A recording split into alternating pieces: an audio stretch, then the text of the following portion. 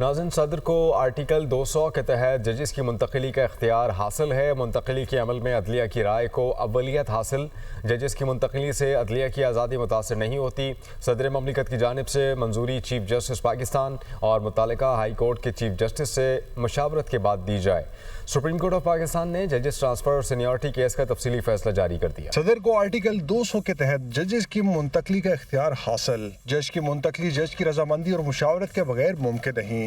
منتقلی کے عمل میں عدلیہ کی رائے کو اولیت حاصل ہے۔ ججز کی منتقلی سے عدلیہ کی آزادی متاثر نہیں ہوتی۔ سپریم کورٹ نے ججز ٹرانسفر اور سینیورٹی کیس کا تفصیلی فیصلہ جاری کر دیا۔ 55 صفحات پر مشتمل تفصیلی فیصلہ جسٹس محمد علی مظہر نے تحریر کیا۔ فیصلے کے مطابق آئینی اسکیم کے تحت ٹرانسفر کے بعد جج کو نئے جج کے طور پر نہیں لیا جا سکتا۔ اسلام آباد ہائی کورٹ بار نے تبادلوں کے خلاف درخواست واپس لی۔ ہائی کورٹ بار نے تسلیم کیا یہ مفاد عامہ کی خلاف ورزی نہیں۔ فیصلے میں کہا گیا کہ ججز کی منتقلی میں بددیانتی یا انتقامی کارروائی ثابت نہیں ہوئی۔ ججز کی منتقلی آئین اور قانون کے مطابق ہوئی۔ فیصلے میں قرار دیا گیا ہے کہ اسلام آباد ہائی کورٹ ایکٹ 2010 کا سیکشن 3 جج کی منتقلی پر قدغن نہیں لگاتا۔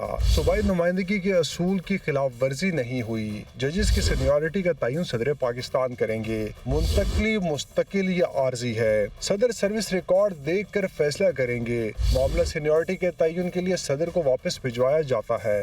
آرٹیکل 200 ایک مکمل اور خود مختار آئینی طریقہ کار ہے۔ ادھر جسٹس صلاح الدین نے اپنے اضافی نوٹ میں کہا ہے کہ صوبائی ہائی کورٹس کے ججوں کا اسلام آباد ہائی کورٹ میں تبادلہ آئینی طور پر درست ہے۔ ججوں کے تبادلے میں رضامندی اور چیف جسٹسز سے مشاورت کی شرائط پوری کی گئی۔ آرٹیکل 200 کے تحت تبادلہ نئی تقرری نہیں، عدالتی ڈھانچے میں نئی ذمہ داری ہے۔ دوسرے ہائی کورٹ میں تبادلے پر جج کو نیا حلف اٹھانے کی ضرورت نہیں۔ جسٹس صلاح الدین نے ہائی کورٹس کے ججوں کو قومی سینیورٹی لسٹ تیار کرنے اور ہر سال نوٹیفائی کرنے کی ہدایت بھی کی۔ کہا کہ سینیورٹی لسٹ صرف اسلام آباد ہائی کورٹ میں تبادلوں کے لیے استعمال ہوگی۔